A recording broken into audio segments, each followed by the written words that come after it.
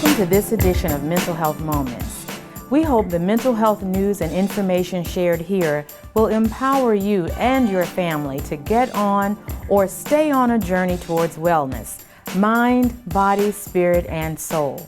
I'm Dr. Beverly Sargent, Executive Director of the District Heights Family and Youth Services Bureau. The Youth Services Bureau, or YSB, provides mental behavioral health counseling to children, youth, and families. Today, we are honored to speak with Miss Judy Bizzell. She's a resident of Upper Marlboro, Maryland, in Prince George's County. She's going to share her story about smoking and what led her to quit for good. But first, let's talk about grief and loss. Grief and loss are feelings that arise as a result of change, not always a death. It could be a result of any adjustment, staying home, wearing a mask, staying 6 feet away from people we'd love to hug or fist bump or shake hands with, are all adjustments that we're having to make. The loss or changes in how we connect, how we live, and how we thrive can all put us into various stages of grief: anger, denial and isolation, bargaining, depression, and acceptance are 5 stages of grief and loss that many of us will move in and out of as we adjust to our new normals. These adjustments can be challenging, but need to be made and realized for the health and wellness of ourselves, our friends, families, and co-workers. It is okay to dislike these changes. It's also okay to memorialize what used to be. Talk, write, sing, share your feelings about these changes, and realize that you are not alone. If you or someone you know is finding coping with daily activities challenging, don't suffer alone.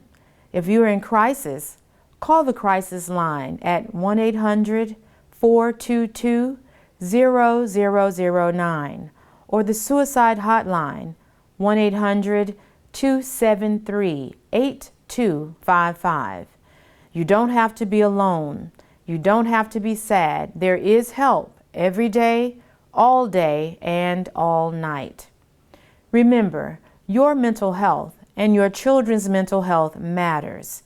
The District Heights Family and Youth Services Bureau is your YSB, and our sole purpose is to serve you. For appointments, call us at 301-336-7600. If you have questions and you'd like to email us, do so at questions@districtheights.org. Again, that email address is questions@districtheights.org. Send us an email. Tell us about the show. Maybe even share some topic suggestions. We're looking forward to hearing from you. Due to a grant we received from the Maryland Center at Bowie State University, we're going to spend several shows concentrating on tobacco education and prevention. We will include some vital information on marijuana, THC, and the teenage brain. Please stay tuned.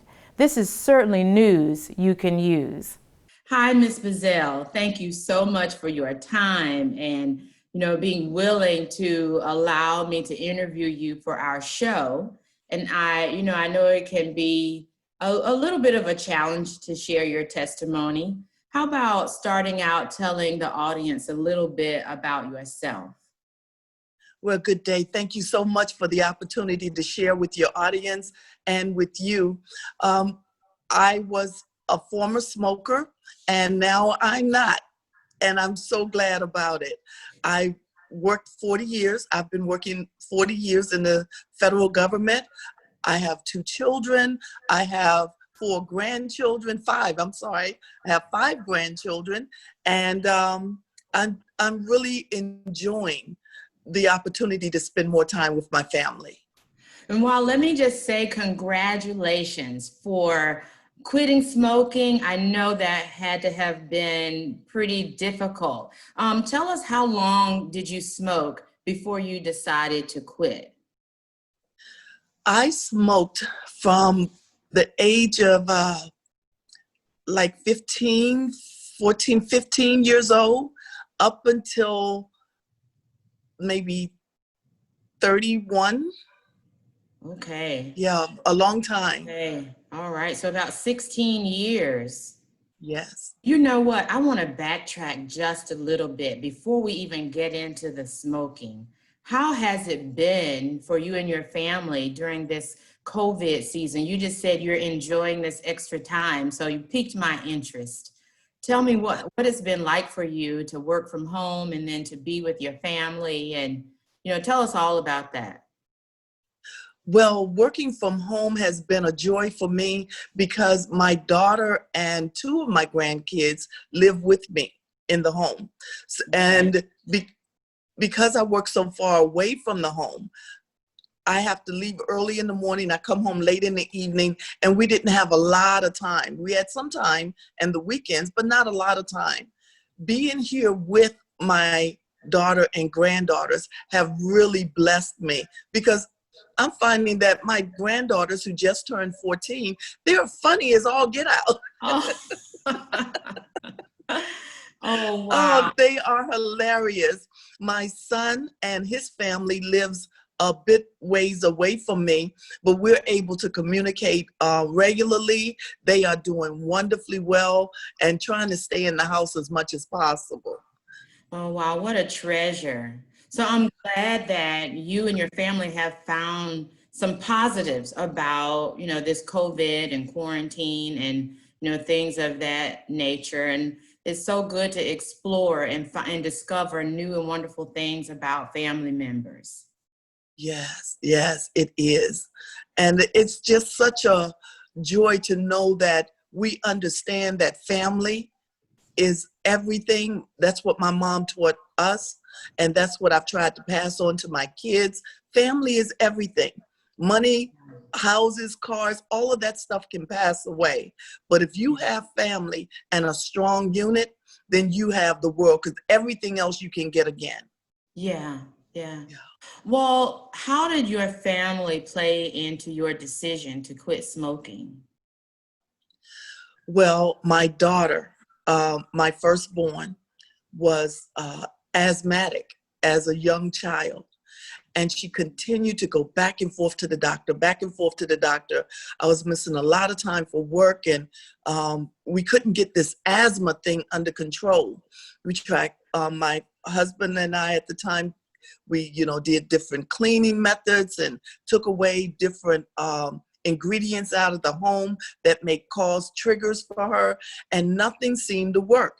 Every time we go back to the doctor, he asks, well, do you have this? Do you have that? Do you have a pet in the home? Do you do this? And our answers were no, no, no. And then finally he said on one of the visits, well, do you smoke? And we both was like, yeah, we smoke. And he said, well, that's it. You're killing your daughter. Oh my. And that thing took the wind out of me. Yeah. It really did, because I had asked God for my daughter years and years ago. When I was 12 years old, I lost my father. And during that grieving time, I was having a quiet moment with God, and he and I talked about having my daughter, and I named her. So everyone, when I finally announced that I was pregnant, 25 years old, everybody already knew what her name would be if it was a girl. They was like, well, she's finally gonna have Octavia. Okay, okay. So at 12, you knew what you were gonna name your daughter. I did. At 12 years old, I was on my knees at the foot of my bed, because my father taught us to pray. My mom taught us to pray always about all things. And doesn't mean everything was perfect in the home at all, but it meant that even in challenging times, they taught us that we could go to God in prayer and get answers to things.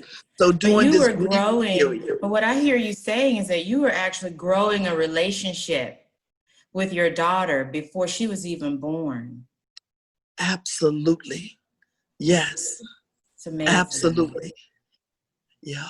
So when the doctor said that we were killing our daughter with the smoking, I had to really take a deep breath because it's like something hit me. It took the wind out of me to hear that. And I knew then that there would be no more smoking. And my former husband and I made the pact. We wouldn't smoke in the home. We weren't going to smoke in the car. We weren't going to have her around people that's smoking, you know, to the best of our ability. And we just tried to do a lifestyle change for her. Right. However, smoking is addictive. The nicotine in cigarettes is very addictive. And you can say initially that you will never do this thing again. But then, and I knew that in my heart, I didn't want to do it because I don't want to hurt my child. However, then I started creeping back into that habit. But I wouldn't do it in the house. I wouldn't do it in the car. I wouldn't do it, you know, around her. But I would find myself sneaking outside to have a cigarette. And then one day, which was a horrible thing for me, it was raining, it was cold, it was a nasty day outside, and we lived in an apartment. But the apartment had an upstairs trash chute where everyone took their trash. And I found myself going upstairs to the trash room to have a cigarette. And I looked around and I was like, this is crazy. I am standing in the trash room having a cigarette because I'm not trash. Why am I in this trash room? And just I'm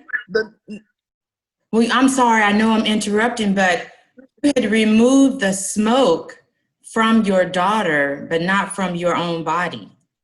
Exactly. Exactly. That's how strong the nicotine addiction is. Because I would be at work and I'd want a cigarette and I'd try to talk to myself saying, no, I'm not going to smoke today because I need to stop smoking. And then 15 minutes later, I find myself outside with the rest of the people having a cigarette. So, and it was the addictive nature of it. Yeah, it really had a pull on you, sounds like. Until you found yourself in the same room with the trash. With the trash. Can you believe that? To be standing in a trash room in order to have a cigarette. Absolutely ridiculous, but that was my truth. Yeah, that was a pivotal moment for you. Yes. So what happened next? After then, I made the decision that I can't do this. I cannot do this. And again, I have to tell you honestly, I had to go to God again and ask for deliverance from this addiction. And people think that major drugs, cocaine and heroin and all of these things are the drugs, but cigarettes are a drug also. Oh, absolutely. And so I had to go and ask for deliverance from this thing. And that's how I became free. Wow. So your faith in God was the answer for you. You didn't have to use a patch. You didn't go to your doctor to get any medication, anything like that. It was you and God. That's it. That was it. I never took a patch or anything like that. I didn't take any pills. It was me knowing that this is something that I had to do for me and my family, and I couldn't do it alone. And in order to get it done, I had to have help, and my only help comes from God. And so that's what delivered me from it. Can we dig into that just a little bit deeper? Because, you know, we hear people say it all the time. I went to God, or, you know, God helped me do this. And what does that look like? What did that look like for you? What it looked like for me was I knew I had to do it, and I knew I couldn't do it up on my feet. Okay. And this is the truth. I laid on my sofa in my apartment, and I remember laying down on Friday, and when I remember anything else, it was Sunday afternoon. Wow. being on my feet. Now, Okay. I just have to be real honest with you. In the spirit, I knew exactly what was happening. I saw me moving around and having a conversation with God. It was as if I was outside of myself. Okay. The body was on the sofa, but my spirit was very much still alive and Yeah. moving around and experiencing things and seeing things and seeing the future of what we could have, but we can only have it through God. Wow. On Sunday, when I got up off that sofa, I had eaten, I had not had a drink of water, I hadn't gone to the bathroom, nothing. But when I got up off that sofa that Sunday afternoon, I've never had another cigarette. Wow. That's amazing. Never. I have to, give you a round of applause for all of that. Praise to God. I want to ask you about the process. So anyone else, any one of our listeners who want to take the same route that you took, if they, want to use their faith to bring them out of this cloud of nicotine, what advice or what steps or what tips would you like to offer to them? In using faith, faith without works is dead, right? That's right. So if you have faith, then you have to know that whatever you're asking for, you can receive if you believe. We can receive anything if we believe it. So if you have faith and you go into God and you asking him, God, I don't want to smoke these cigarettes anymore. I know that it's bad for my health, but I can't stop doing it on my own. Trust the process. Trust that God is going to give you a way out every time. When you have the urge, because the urges may come, but if you have the urge, you can always say no, because he'll give you an opportunity to not have that cigarette. Through your faith in God, you can know that you can stop having the headaches and you can stop having the urges. You can stop everything. You can stop smelling bad. I didn't know how bad I smelled until I stopped smoking and smelled other people with cigarette nicotine on them. Because your sense of smell will return. Your sense of taste will return. Everything returns back to you. You won't have that cough. If you have a cough, that will disappear. Your lung capacities will grow. You're able to take deep breaths again. Through your faith. In full disclosure, thank you. I'm sorry, I keep cutting you off, but in full disclosure, my husband, he also was a smoker. And he'll tell anybody who asks him about his testimony that God helped him get rid of smoking as well. God helped him quit. But I saw the process, and I would say for about 2 weeks in the process, he was a little bit different. I kind of kept my space away from him so he could have his moment or whatever it took for him to trust God in the middle of the process. Do you remember that transformation for you, how long it took, or, waking up when you woke up that Sunday morning or that Sunday afternoon, did you just knew that was it? There was no more whatever, no more smell, no more nicotine feeling in your body, no more angst that nicotine causes. Absolutely. That was the pivotal moment when I knew that would not come back in my life again. But as you said with your husband, it was a process. I smoked outside. I smoked in the trash room. I, smoked over by the tree at the park. I had to go through that process. before it finally happened. But it happened because I stopped trying to do it on my own. It happened when I surrendered to God and let him know that I know I can't do this by myself. It happened when I made a conscious decision that without God, I could not do it. And yes, during that process, there were times when I was, you get on edge because it's an addiction. And this drug has to leave your system. And so there were times when I was like, oh my goodness, oh, I'm eating too much. I know I'm not hungry. Why am I eating? Yeah. You try to find something to replace what's being taken away from you, because the body will always struggle to have its own way. Right. But the spirit of man can overpower that. We can overcome that if we know who we are. So yes, it wasn't overnight, but it was quick. Like you said, your husband went through a 2-week process.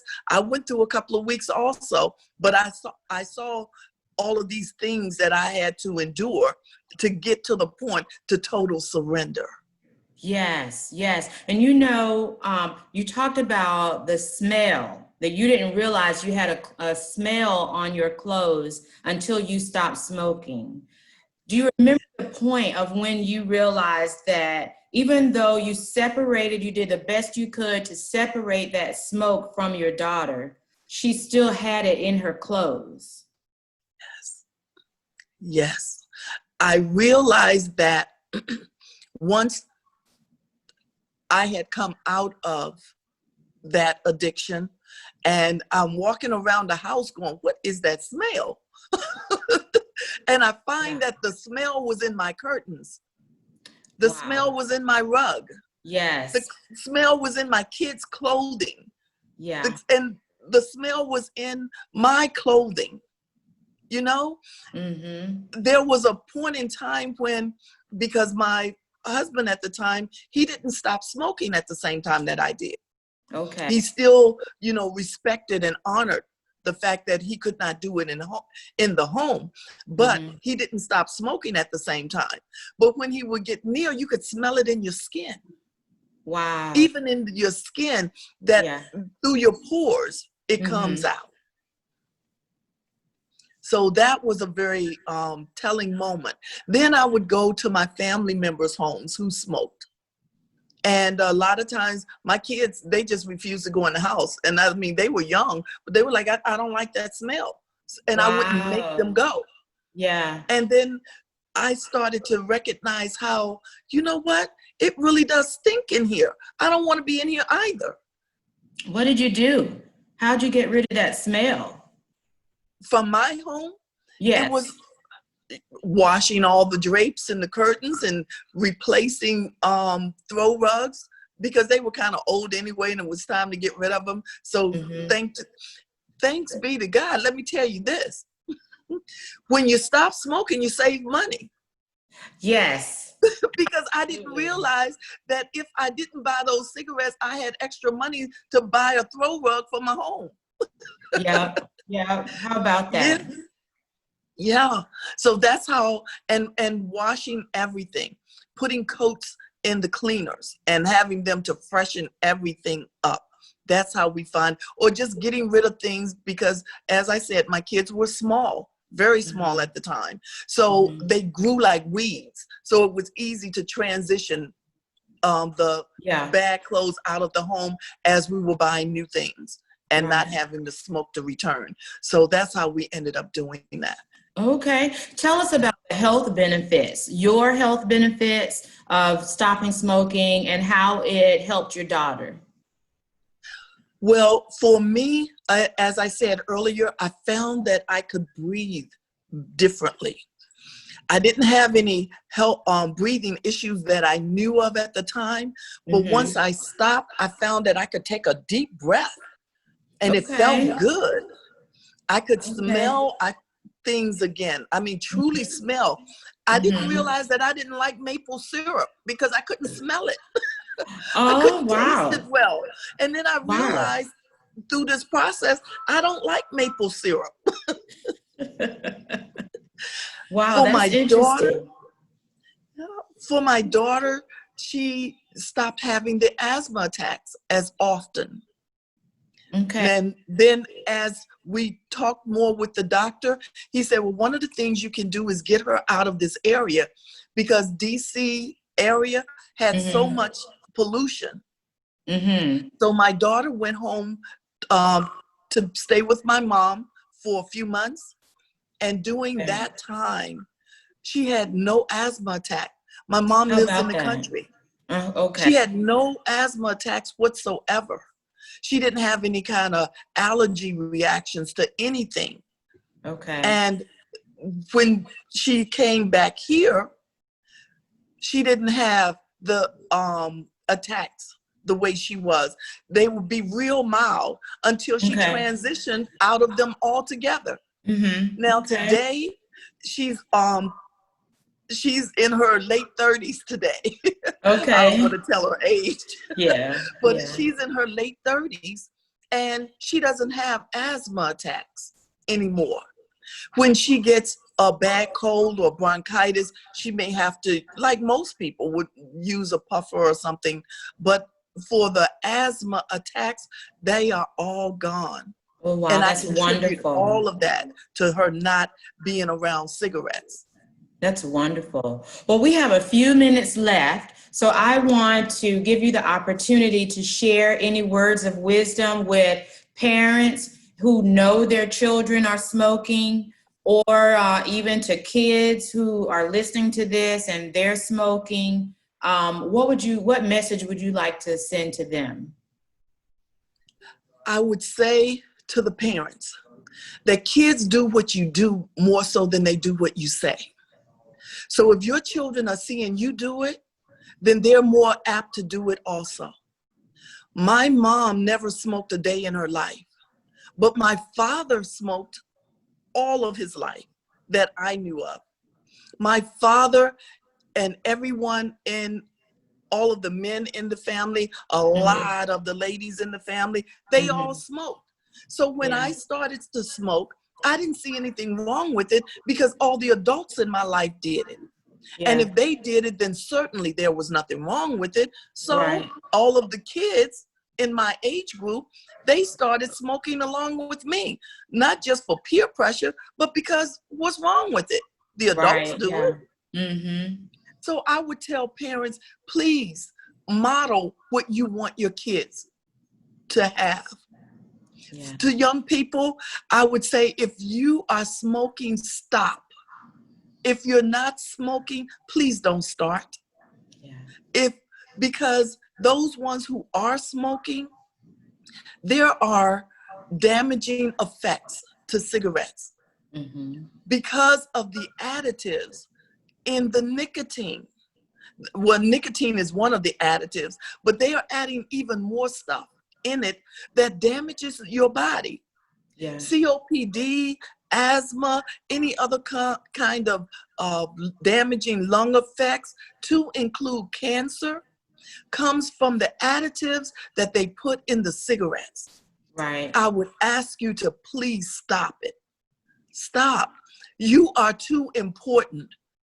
You are too gifted, and the world needs you. So please do not do this to yourself. We need you. You're our next generation, and we need you here. We need you healthy. We need you strong.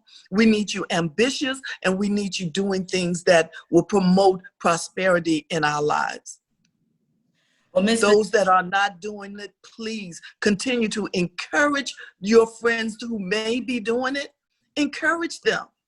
That the peer pressure on your side is more advantageous to them than the peer pressure on the other side. Because you want to protect your health also. Secondhand smoke has been proven to be very, very dangerous. You may not smoke, but if you're around people who are smoking, then that's going to take an effect on you. So please encourage your friends, encourage your family that you don't need that kind of environment, and you're sure that you don't want them to give you that kind of environment.